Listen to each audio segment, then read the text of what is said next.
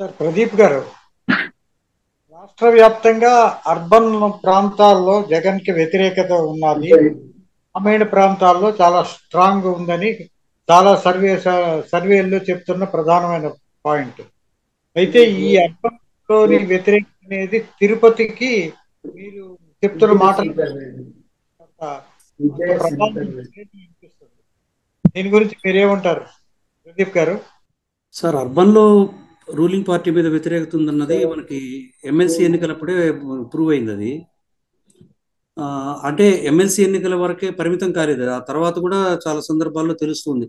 దీని ప్రధానమైన కారణం ఏంటంటే గత 5 ఏళ్లలో ఇండస్ట్రియల్ డెవలప్మెంట్ దాదాపు జీరోకి వెళ్ళిపోవడం, ఒక్క కొత్త ఇండస్ట్రీ రాకపోవడము, ఎంప్లాయ్మెంట్ ఆపర్చునిటీస్ క్రియేట్ కాకపోవడము, దీంట్లో ఒక జాబ్ క్యాలెండర్ ఇస్తామని చెప్పి ఒక జాబ్ క్యాలెండర్ కూడా ఇవ్వకపోవడము, డిఎస్సీలు పెట్టి వాళ్ళకి ఎంప్లాయ్మెంట్ ఆపర్చునిటీస్ కల్పించకపోవడము, వీటన్నిటి వల్ల వీళ్ళలో యువతలో బాగా నైరాశ్యం వచ్చేసింది.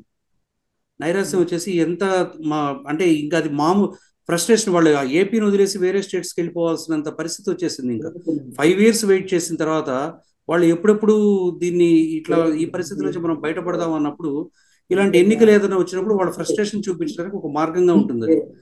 సో యూత్ అనేది రూరల్లో కావచ్చు, అర్బన్లో కావచ్చు, ఒక మేజర్ ఫ్యాక్టర్. ఈసారి ఓటర్స్లో కూడా యూత్ ఎక్కువ మంది ఉండడం వల్ల వాళ్ళు ప్రధాన పాత్ర పోషించుంటారు. యూత్ డెఫినెట్ గా రూలింగ్ పార్టీకి అగెనిస్ట్ గానే వాళ్ళు ఓట్ చేసి ఉండొచ్చు అనే పర్సెప్షన్ తోటి, ముఖ్యంగా ఇప్పుడు తిరుపతిని తీసుకుంటే, తిరుపతి నియోజకవర్గంలో మనకి గత 5 ఏళ్లలో ఇండస్ట్రియల్ గా ఏం డెవలప్మెంట్ కాలేదు. అంతకుముందు మనకి ఇక్కడ ఇప్పుడు శ్రీ సిటీ సెజ్ కానీ, తర్వాత ఇక్కడ ఈఎంసీ క్లస్టర్స్ ఉన్నాయి. ఈఎంసీ 1, ఈఎంసీ 2 ఇవన్నీ వచ్చి అక్కడ చాలా ఇండస్ట్రీస్ వచ్చాయి. వస్తూ ఉన్న పైప్ లైన్ లో ఉన్న ఇండస్ట్రీస్ కూడా ఇప్పుడు వెనక్కి వెళ్ళిపోయాయి చాలా వరకు. సో ఇక్కడ ఏమైంది, ఈ రావాల్సినవి రాకపోవడము, వస్తున్నవి కూడా వెనకపోవడము, కొత్తవి రాకపోవడం తోటి వీళ్ళందరూ ఇంకా ఇది అర్బన్ లో దీని మీద బాగా వ్యతిరేకత ఎక్కువ కనబడుతుంది. పైగా తిరుపతి లాంటి సెంటర్లో ఏమవుతుందంటే ఇది ఎడ్యుకేషనల్ హబ్ ఇది. ఇక్కడ చాలా universities, national institutes of national importance like IIT, IISER, IIIT ఇవన్నీ ఉన్నాయి.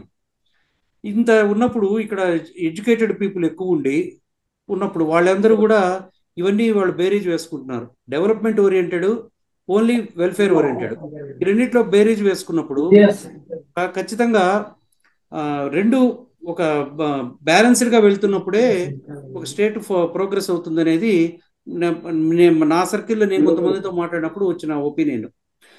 ఇక్కడ ఎక్కడైతే డెవలప్మెంట్ అనేది ఒక బ్యాక్ స్టెప్ తీసుకొని వెల్ఫేర్ ముందుకెళ్ళింది, వెల్ఫేర్ నో డౌట్ ముందుకెళ్ళింది, వెల్ఫేర్ ముందుకెళ్తే దాంతో అర్బన్ ఓటర్స్ పెద్ద బెనిఫిట్ కారు.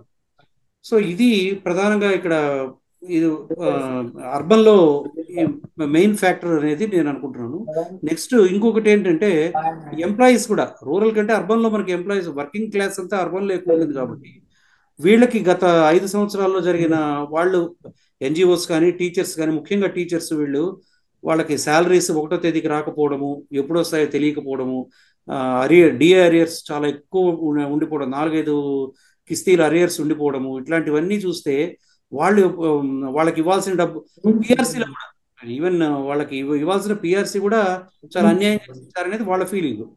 ఇలాంటివన్నిటితోటి వాళ్ళు చాలా కోపంగా ఉన్నారు అనేది ఎన్జిఓ లీడర్స్ తో కానీ, యూటీఎఫ్ అటువంటి వాళ్ళ లీడర్స్ తో మాట్లాడినప్పుడు వాళ్ళు ఓపెన్ గా చెప్తున్నది అది, మాకు వద్దు సార్ ఈ గవర్నమెంట్, మేము ఏదో అనుకున్నాము అనేది. సో ఇప్పుడు వీళ్ళందరూ కనుక, వీళ్ళ ఓట్స్ అన్ని కనుక ట్రాన్స్ఫార్మ్ అయితే, గవర్నమెంట్కి అగెనిస్ట్ కనుక వెళ్ళి అపోజిషన్ కి ట్రాన్స్ఫార్మ్ అయితే మాత్రము ఫలితాలు వీళ్ళు అనుకున్న దానికంటే వేరేగా ఉండే పాసిబిలిటీ ఉంది. సూర్యప్రకాష్ గారు, ఒక్క మినిట్. ప్రదీప్ కొన్ని ఇండస్ట్రీస్ గురించి, అసలు ఇండస్ట్రియల్ డెవలప్మెంట్ అయిన 5 ఏళ్లలో లేదు ఆంధ్రప్రదేశ్ లో అనేది అవాస్తవం. సో అది ఎందుకంటే ప్రదీప్ గారికి దాదాపు ఒక 5 సంవత్సరాలుగా తిరుపతిలో ఇక్కడ ఉన్నాడు, పక్కనే శ్రీ సిటీ ఉంది. 5 సంవత్సరాలలో ఈ చిత్తూరు జిల్లాలోనే ఎన్ని పరిశ్రమలు అంటే గతంలో తీసేయండి, 2019 నుంచి 25 వరకు, 24 నేటి వరకు ఎన్ని పరిశ్రమలు ప్రారంభమైనాయో ఆ లిస్ట్ కావాల్సి ఉంటే మన దగ్గర బాగా ఉంది. సో మనకు దాదాపు కొన్ని వేల కోట్ల పెట్టుబడులతో పరిశ్రమలు ఇట్లా శ్రీ సిటీలో కానీ, ఇట్లా చిత్తూరు జిల్లాలో కానీ వచ్చాయి. ఉపాధి కూడా దాదాపు ఒక దాదాపు ఒక 50,000 మందికి ఉపాధి కూడా ఇక్కడ ఈ చుట్టుపక్కల ప్రాంతాల్లో కూడా మనకు వచ్చిన మాట. మనకు ఎందుకంటే ఎకనామిక్ ఇక్కడ రేణిగుంట ఎయిర్పోర్ట్ దగ్గరే 2 క్లస్టర్స్ వచ్చినాయి. ఎలక్ట్రానిక్ మ్యానుఫ్యాక్చరింగ్ క్లస్టర్స్ ఒకటి, 2, 1, 2 ఒకటి, అట్లాగే శ్రీ సిటీలో ఒక క్లస్టర్.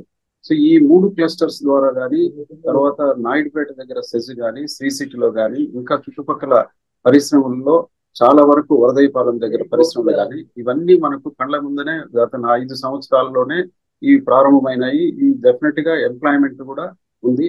దీంతో పాటు ఈజీ ఆఫ్ డూయింగ్ బిజినెస్ అంటే దేశవ్యాప్తంగా ఈజీ ఆఫ్ డూయింగ్ బిజినెస్ లో ఆంధ్రప్రదేశ్ ఈ ప్రభుత్వంలో వచ్చిన తర్వాత 19 నుంచి 3 తూర్లు కన్సిక్యూటివ్ గా వచ్చింది. మీకు తెలుసు ఈజీ ఆఫ్ డూయింగ్ బిజినెస్ అనేది ర్యాంకింగ్ అనేది అది ఎవరు ప్రభుత్వం ఇచ్చేది కాదు, అది ఇండస్ట్రీస్టే వాళ్ళు ఒపీనియన్స్ అన్ని చేసి ఫార్ములేట్ చేసి ఇస్తారు. ఈ ప్రభుత్వ హయాంలోనే 3 తూర్లు వరుసగా కంటిన్యూగా ఈజీ ఆఫ్ డూయింగ్ బిజినెస్ లో Andhra Pradesh stood first in country. 3 consecutive years లో ఆంధ్రప్రదేశ్ 3 సార్లు ఈజీ ఆఫ్ డూయింగ్ బిజినెస్ లో దేశవ్యాప్తంగా ఆంధ్రప్రదేశ్ నెంబర్ 1 స్థానంలో వచ్చింది.